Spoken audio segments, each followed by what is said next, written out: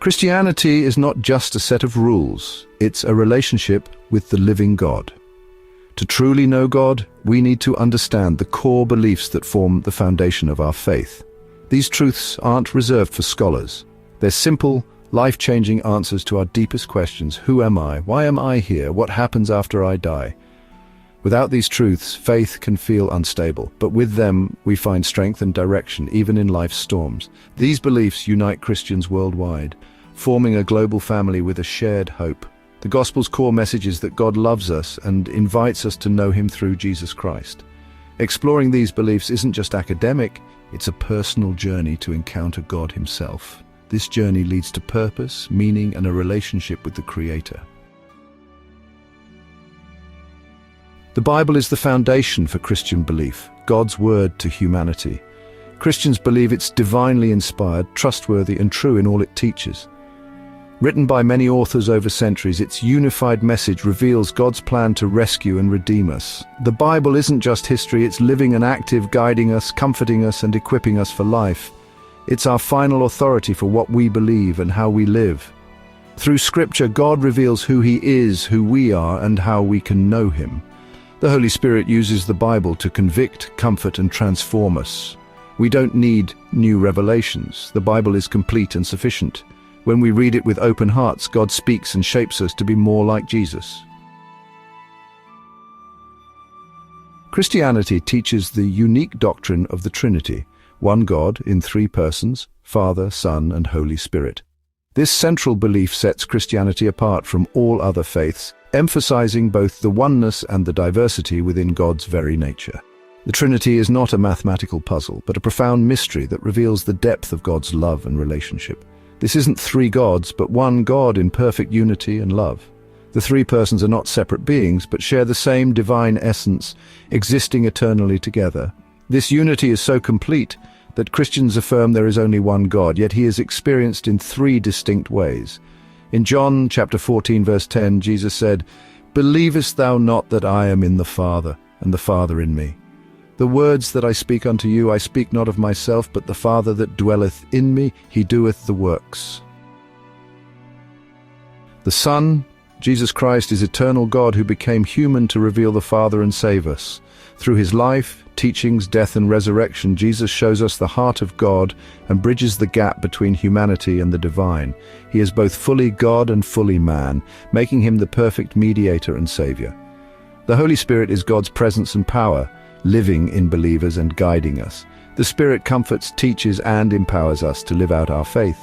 Through the Spirit, God is not distant, but intimately involved in our daily lives, transforming us from within and uniting us as one body. Each person is fully God, equal in nature and glory. None is greater or lesser. All are worthy of worship and honor. This equality within the Trinity models perfect relationship and harmony, inviting us to reflect that unity in our own communities. The Trinity is a mystery, but it's how God has revealed Himself. While we may never fully grasp its depths, the Trinity invites us into a relationship with a God who is both beyond our understanding and closer than we can imagine. The Father invites us into His family, the Son bridges the gap between us and God, and the Spirit empowers and transforms us. This divine relationship is not distant or abstract, but personal and life-changing, shaping every aspect of who we are. The Trinity also teaches us about love and community.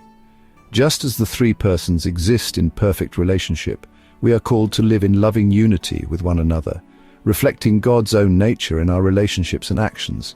Together they work in perfect harmony for our salvation. The Father sends, the Son accomplishes, and the Spirit applies God's saving work to our lives, drawing us into the story of redemption. Our faith is rooted in this relationship with the triune God. Every prayer, act of worship, and moment of trust is shaped by the reality of the Father, Son, and Holy Spirit working together for our good. Understanding the Trinity shapes how we worship, pray, and live. It reminds us that God is relational, inviting us to know Him deeply and to love others as He loves us. It's the heart of Christian belief, a mystery to be embraced, a relationship to be lived, and a truth that transforms everything.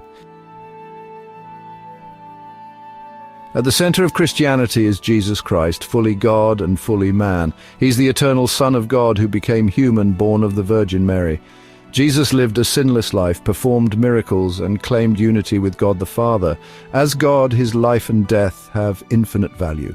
As man, he truly represents us. Only Jesus could pay the penalty for the world's sin and conquer death.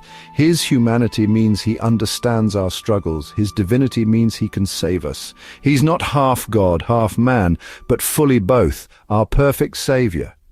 Jesus is the only mediator between God and humanity.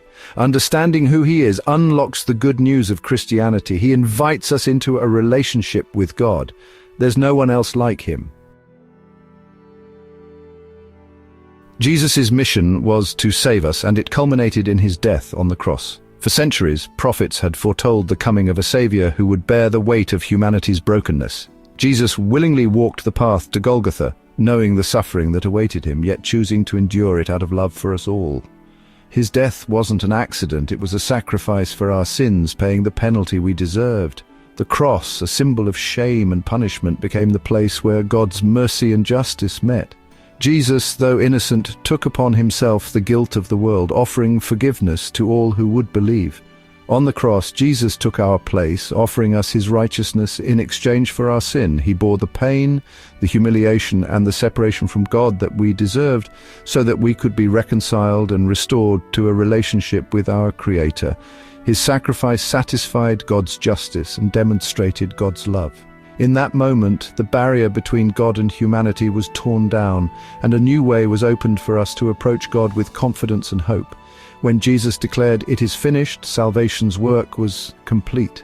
The debt of sin was paid in full, and nothing more could be added to his perfect sacrifice. The darkness that covered the land was a sign that something cosmic had taken place, a victory over sin and death. But the story didn't end there. Jesus rose from the dead on the third day. The stone was rolled away, not so he could escape, but so that we could witness the miracle of resurrection. His followers, once filled with fear and despair, became witnesses to the greatest hope the world has ever known. His resurrection proves he is the Son of God, and that his sacrifice was accepted. The empty tomb is a declaration that death does not have the final word, and that God's promises are true and trustworthy. Jesus conquered sin, death, and Satan, giving us hope for eternal life. Through his victory, we are offered new life, not just in the future, but starting now, a life marked by freedom, forgiveness, and purpose. He ascended to heaven, reigns as King, and intercedes for us as our high priest. Even now, he is present with us through his Spirit, guiding, comforting, and empowering us to live as his followers in a world that still longs for redemption. The risen Christ is alive and active, giving us confidence and security. We are never alone, for he walks with us through every trial, every joy, and every moment of our lives. His work for us is finished, but his work in us continues. Each day he shapes us to reflect his love, his grace, and his truth to the world around us. Because he lives, we can face life and death with hope. No matter what we encounter, we have the assurance that our future is secure in him and that his love will never let us go. This is the heart of the gospel, the good news that Jesus died, rose again, and lives forever, inviting us into a story of redemption, transformation, and everlasting hope. Before returning to heaven, Jesus promised to send the Holy Spirit, the Comforter, to be with us forever. The Holy Spirit is God's presence in every believer, marking us as his own. He convicts us of sin, brings us to new life, and empowers us to follow Christ. The Spirit teaches, comforts, guides, and equips us for service. He produces the fruit of the Spirit in our lives, making us more like Jesus. Our transformation is a partnership. We walk by the Spirit, relying on his power. Through him, we're never alone. God is always with us. The Spirit's presence is the ongoing miracle of the Christian life. The Bible begins with God creating everything, good, beautiful, and purposeful. Humanity was made in God's image, designed for relationship with him and each other. But Adam and Eve chose to disobey, introducing sin and death into the world. This rebellion broke our relationship with God and brought suffering to all creation. Every person since has inherited a sinful nature, unable to fix the separation on our own. Our good deeds can't bridge the gap. We're spiritually lost and need a rescuer. The world's pain and injustice are symptoms of this brokenness. Recognizing our helplessness is the first step toward hope. The bad news of sin sets the stage for the good news of Jesus. God's solution is not self-improvement, but rescue. This is the story the gospel answers. How can we be saved? The Bible says salvation is a free gift, God's grace. We can't earn it, we receive it by faith in Jesus Christ. Faith isn't just agreeing with facts, it's trusting Jesus alone to save us. We stop relying on ourselves and depend fully on Him. We're saved by grace through faith, not by works, so no one can boast. Good works are the result, not the cause of salvation. God's grace is available to everyone, no matter their past. The only requirement is to recognize your need and trust Jesus as Lord and Savior. When you do, God forgives, declares you righteous, and adopts you into His family. Eternal life is His gift to you. The journey of faith begins with a single step, a simple, honest conversation with God. No matter who you are or where you come from, God invites you to draw near to Him. You don't need to have all the answers or use fancy words. What matters most is your heart, open, humble, and ready to seek Him. In the quiet moments, whether you're alone or surrounded by others, God is always listening. It's not about perfect words, but a sincere heart turning from sin and trusting Jesus. God sees beyond our outward appearance and hears the cry of a soul longing for forgiveness and hope. When you come to Him honestly, admitting your need and your desire for change, He responds with love and grace. If you believe Jesus died and rose for you, express your faith in prayer. This is more than a ritual, it's a personal moment between you and your Creator.